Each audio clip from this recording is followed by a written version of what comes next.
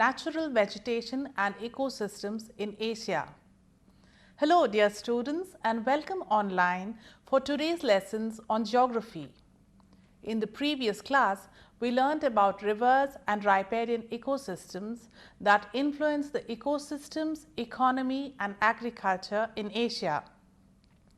Today we shall learn about natural vegetation and ecosystems in Asia. We will thus touch upon natural vegetation and ecosystems, biomes, biogeographic and zoogeographic regions in Asia, flora and fauna, need for conservation, and challenges and anthropogenic conflict. Let's begin with natural vegetation and ecosystems. Asia's varied ecosystems support equally myriad life forms.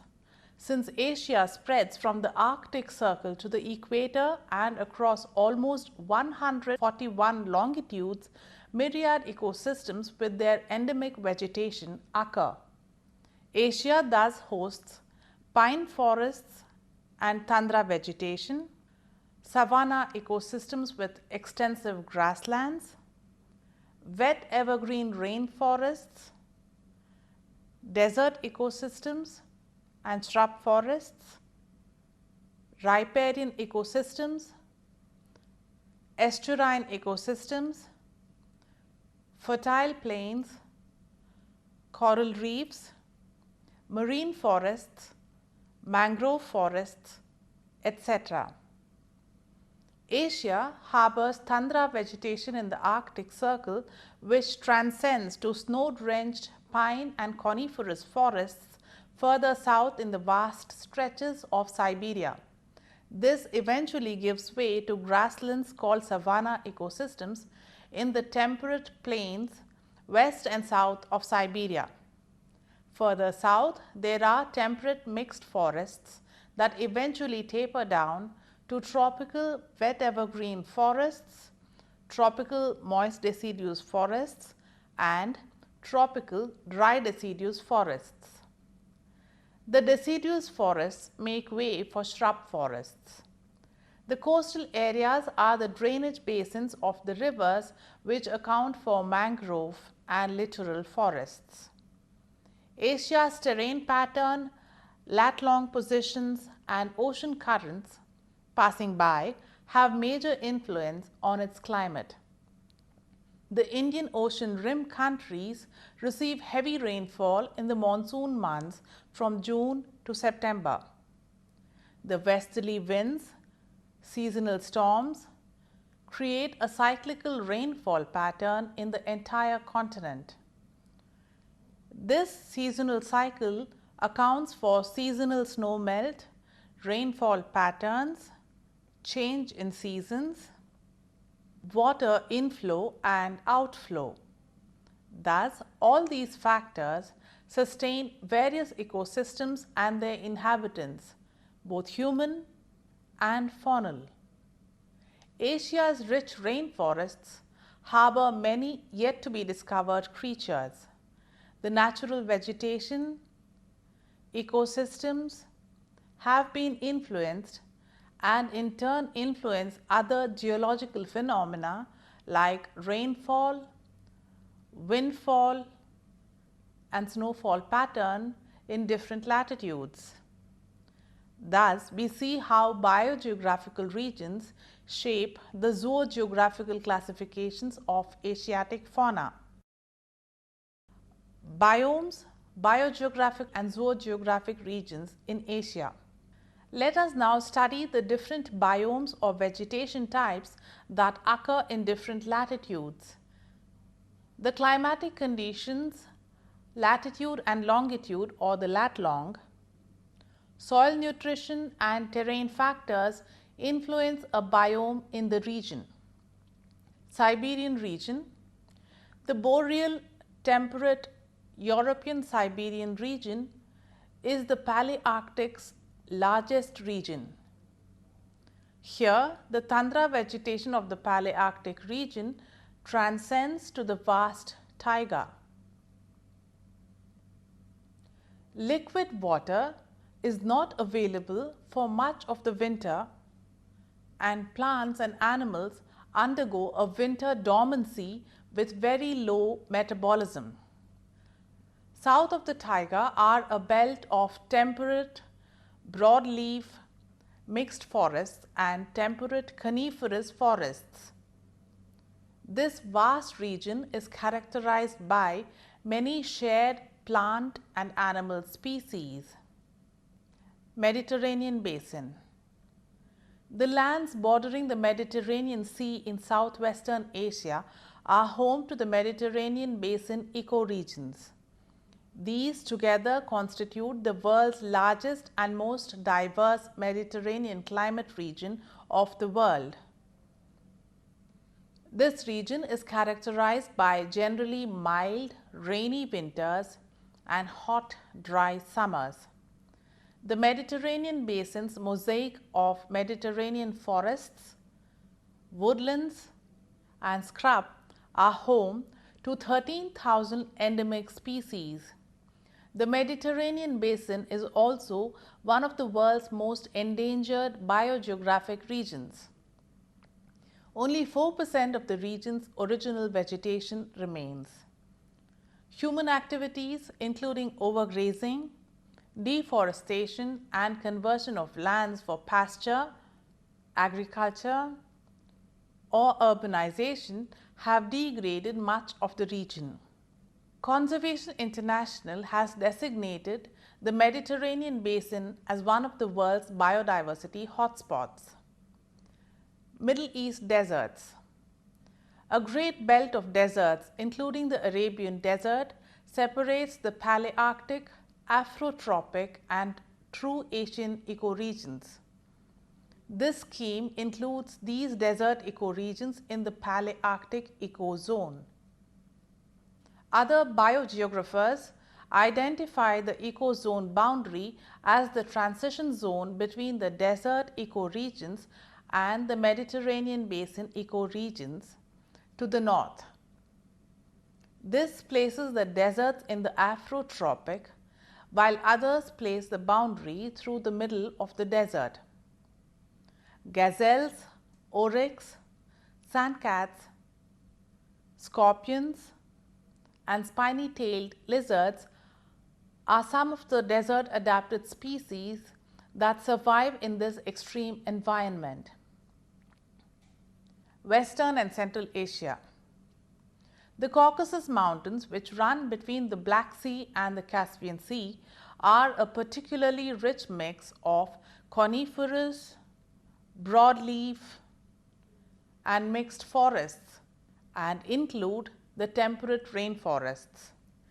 Central Asia and the Iranian plateau are home to dry steppe grasslands and desert basins with montane forests, woodlands and grasslands in the region's high mountains and plateaus. In southern Asia, the boundary of the Palearctic is largely altitudinal. The middle altitude foothills of the Himalayas between about 2000 to 2500 meters form the boundary between the Palearctic and the Indo-Malaya ecoregions. East Asia. China and Japan are more humid and temperate than adjacent Siberia and Central Asia and are home to rich temperate coniferous, broadleaf and mixed forests. These are now mostly limited to mountainous areas. The densely populated lowlands and river basins have been converted to intensive agricultural and urban use. East Asia was not much affected by glaciation in the ice ages. In the subtropical southern parts of China and Japan, the Palearctic temperate forests transcend to the subtropical and tropical forests of Indo-Malaya, creating a rich and diverse mix of plant and animal species. The mountains of southwest China are also designated as a biodiversity hotspot. The Himalayas containing, for example, about 8% of the world's bird species. Indian subcontinent. The Indian subcontinent bioregion covers most of India, Pakistan, Bangladesh, Nepal, Bhutan and Sri Lanka. The Hindu Kush, Karakoram, Himalayas and Patkai ranges bind the bioregion on the northwest, north and northeast. These ranges were formed by the collision of the northward drifting Indian subcontinent with Asia beginning 45 million years ago. The Hindu Kush, Karakoram and Himalayas are a major biogeographic boundary between the subtropical and the tropical fauna of the Indian subcontinent and the temperate climate Palearctic ecozone. The Western Ghats and Sri Lanka are important biodiversity hotspots. Indochina. The Indochina bioregion includes most of mainland Southeast Asia, including Myanmar, Thailand, Laos, Cambodia and Vietnam, as well as the subtropical forests of southern China.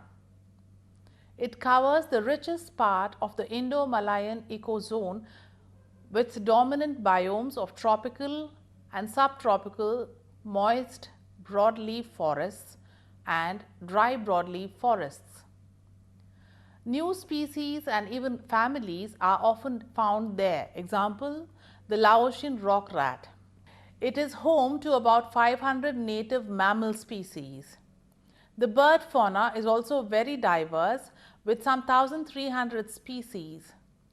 Over 500 reptile and over 300 amphibian species are also present, including numerous endemics. Sunda Shelf and the Philippines.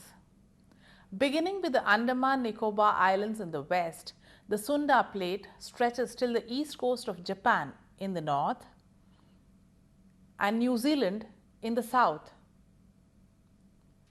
Malaysia is a province which straddles the boundary between the Indo-Malaya and Australasia. It includes the Malayan Peninsula and the western Indonesian islands of Sumatra, Java, Borneo and others known as Sunda Land, the Philippines, the eastern Indonesian islands and New Guinea. While Malaysia has much in common botanically, the portions east and west of the Wallace Line differ greatly in land animal species. Wallace Line is an imaginary boundary that separates the biomes or the biogeographical areas of Asia from Australasia and runs southeast of Borneo through Indonesia. Sunda Land shares its fauna with mainland Asia, while the islands east of the Wallace Line either lack land mammals or are home to a land fauna derived from Australia. The Australian land mammals include marsupial mammals and ratite birds. The insects of New Guinea are, however, mainly of Asian origin. Flora and fauna in Asia. Asiatic flora is the richest in terms of diversity on the planet. Starting with orchids and ferns, the grasslands, the deciduous forests, the lofty trees of the wet evergreen rainforests include genus and specimen of Ficus, Dalbergia, Terminalia, Legostromia, Spathodia, Syzygium, Calophyllum, etc. In fact, the tree trunks of the Poeciloneuron indicum, Mesua, Hopia, Acrocarpus were used by the British in India as railway sleepers for laying the tracks. Such was the nature of these hardwood specimens in the Indian rainforests. The tropical wet evergreen rainforests are a microcosm of the very creation of life on earth. The germplasm that obtains from the biodiversity in Asia suffices to combat any kind of environmental challenge in the future. be it soil degradation, climate change, hydrometeorological disasters like flood or drought, flash floods, depletion of the groundwater table, or reduced soil fertility, the endemic trees bear the secrets for a panacea to Mother Nature's woes in Asia. Moist deciduous forests from Indonesia northwards till the southern frontiers of Tibet across Indochina are said to be slowly encroaching on the terrain of pine and coniferous forests, aided as they are by climate change and global warming. While the moist, humid forests of the tropics in Asia sustain sensitive species like orchids, the pine forests in Siberia nevertheless offer secure homes to highly endangered carnivores like the Siberian or the Amur tiger, Arctic fox, Siberian wolf and wolverine, etc. Ecosystems of Asia. The different ecosystems that can be found in Asia are ice desert, tundra taiga, temperate broadleaf, temperate steppes, subtropical rainforests, Mediterranean, monsoon forests, desert xeric, shrublands, dry steppes, semi-desert, grass savannas, tree savannas, subtropical dry forests, tropical rainforests, alpine tundra, and montane forests. Asia shows a notable diversity of habitats with significant variations in rainfall, altitude, topography, temperature, and geological history, which is reflected in the richness of animal life. Asia's vast forestscapes harbor a vast faunal spectrum. Avifauna or bird life, herpetofauna or reptilian population, mammalian genera, insects, butterflies, orchids, freshwater or aquatic fauna, and marine fauna thrive in the different latitudes, longitudes, and their ecosystems right across Asia. Avifauna. Of the thousands of varieties of birds, mention may be made of pitas, bulbuls, old world babblers, cuckoo shrikes, drongos, fantails, flowerpeckers, helmet shrikes, hornbills,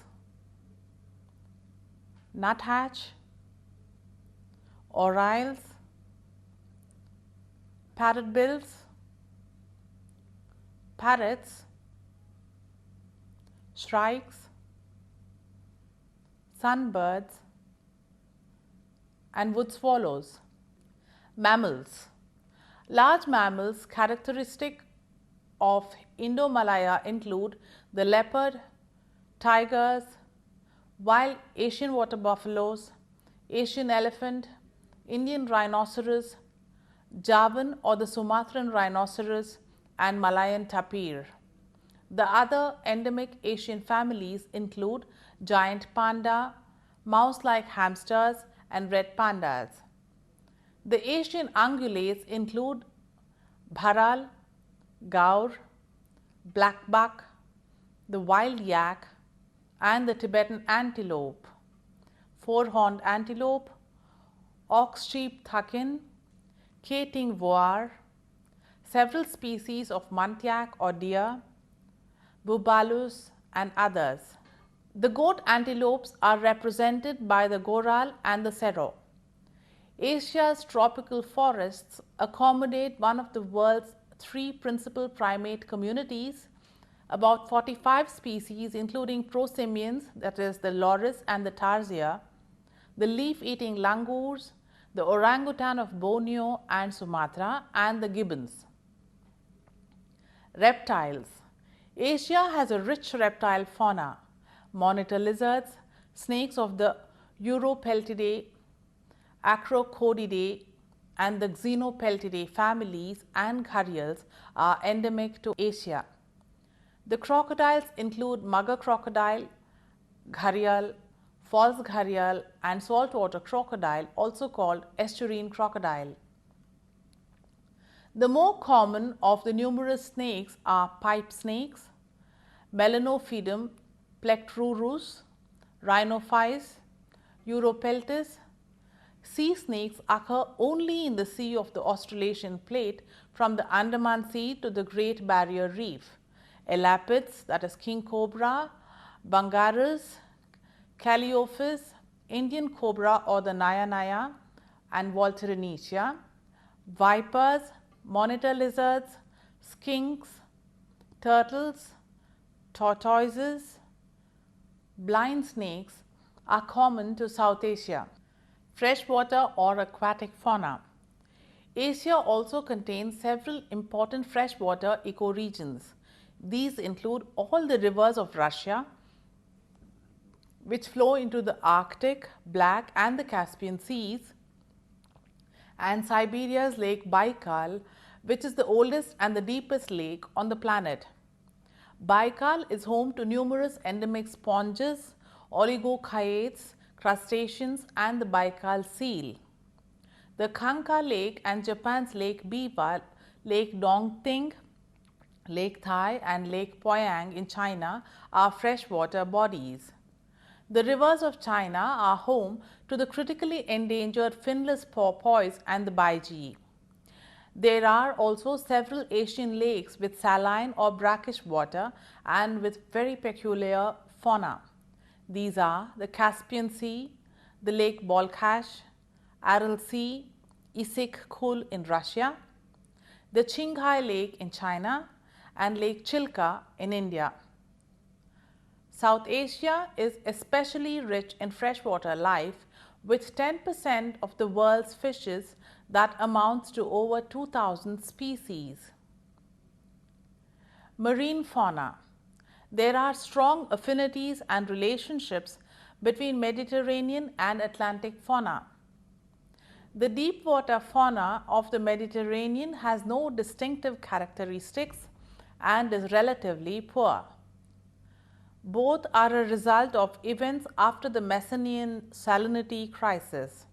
An invasion of Indian Ocean species has begun via the Suez Canal. Do some research on the Lessepian migration. The Indo-Pacific is a rich biogeographic region including most part of the Asian seas, comprising the tropical waters of the Indian Ocean, the Western and Central Pacific Ocean, and the seas connecting the two in the general area of Indonesia. Need for conservation.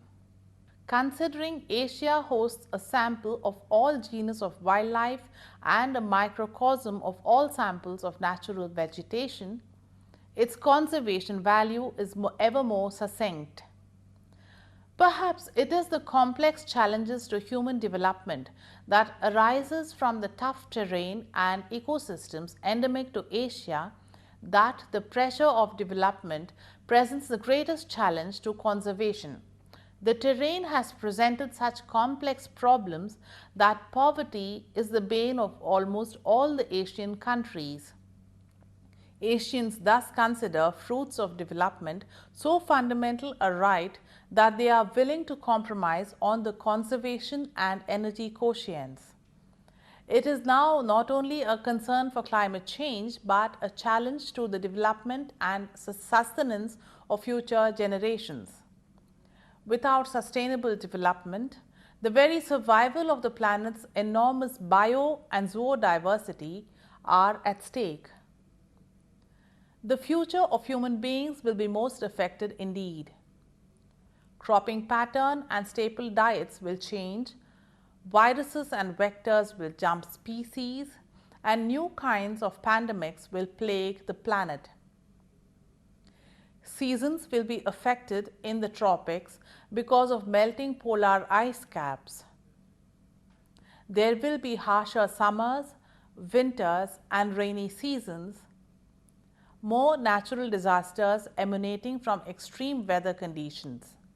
This bleak scenario obtains from anthropogenic factors, unlike the previous cycles of climate change. Anthropogenic conflict today manifests in myriad ways: habitat loss, man-animal conflict, groundwater depletion, atmospheric pollution, water pollution, decimation of forests, wildlife crime, climate change, ozone layer depletion are only some of the environmental challenges of our world today. All these threats to the environment propose a bleak future not just for humanity but also for the other living creatures on planet Earth. Many species face extinction not just because of wildlife crime but inbreeding, loss of habitat, and climate change.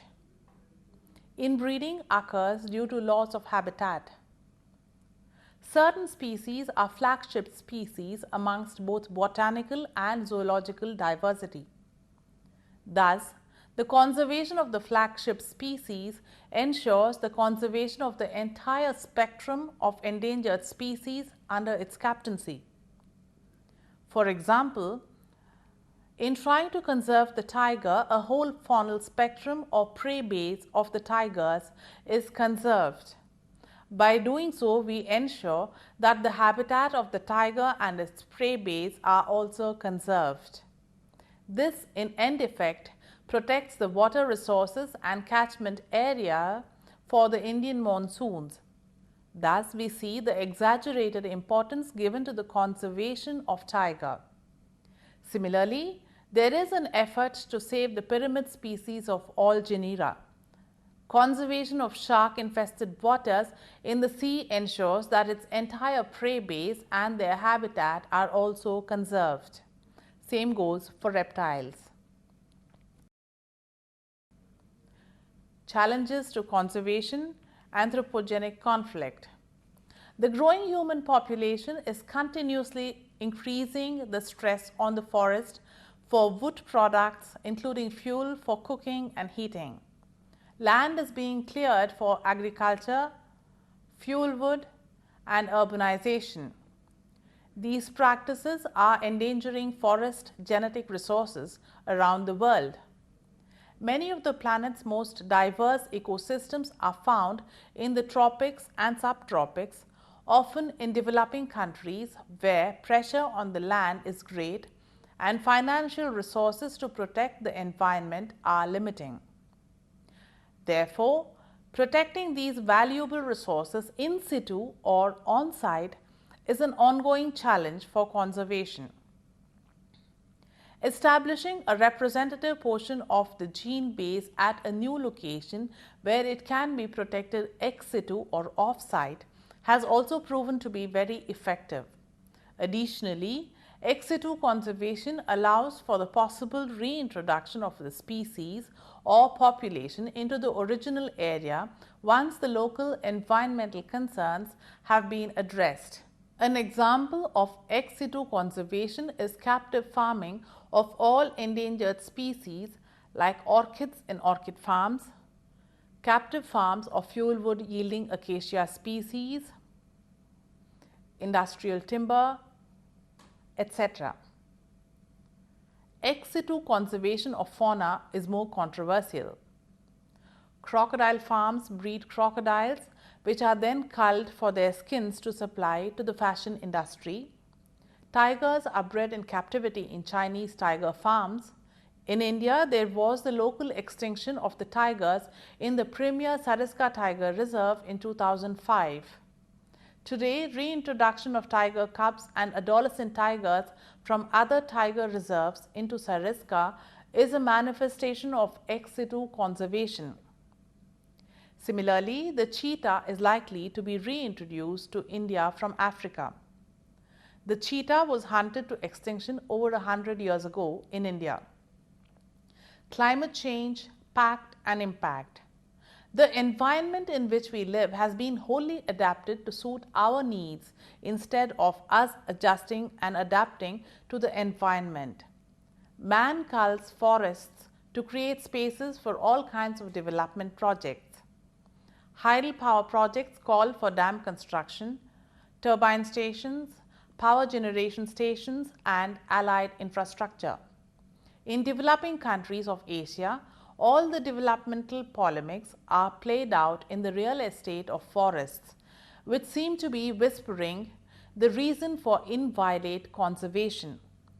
Be they hydropower projects or highways, power generation stations for alternative energy sources or housing projects, solid waste management or even entertainment stations, they all find prime real estate in the thick forests of Asia. Add to this urbanization, continuing harvesting of fuel wood, cattle grazing, spread of veterinary diseases, man-animal conflict, they are all factors that decimate forest resources.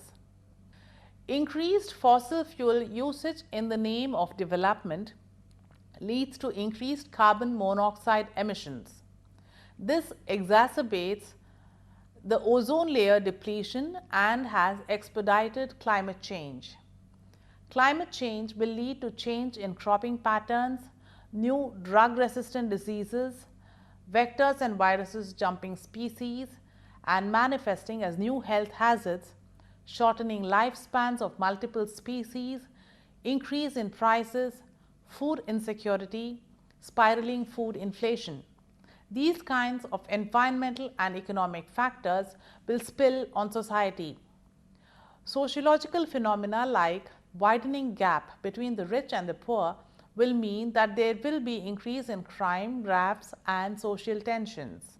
We are still ascertaining the extent of climate change as it rolls in at dawn each day. We are still far away from being able to estimate the impact of climate change on our daily lives.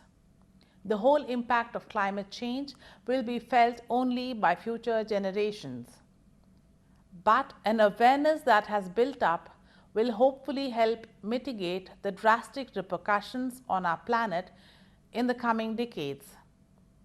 It thus helps us any day to be fully aware of the potential and the power with which we were blessed and born on this planet. By learning about the blessings of Mother Nature, we start appreciating and understanding the Mother's prowess. That is the whole purpose of learning geography. I hope you enjoyed today's lecture. Thank you for tuning in. I wish you all good luck in completing your assignments. In the next lecture, we will learn about spatial distribution of population in Asia. Until then, bye-bye.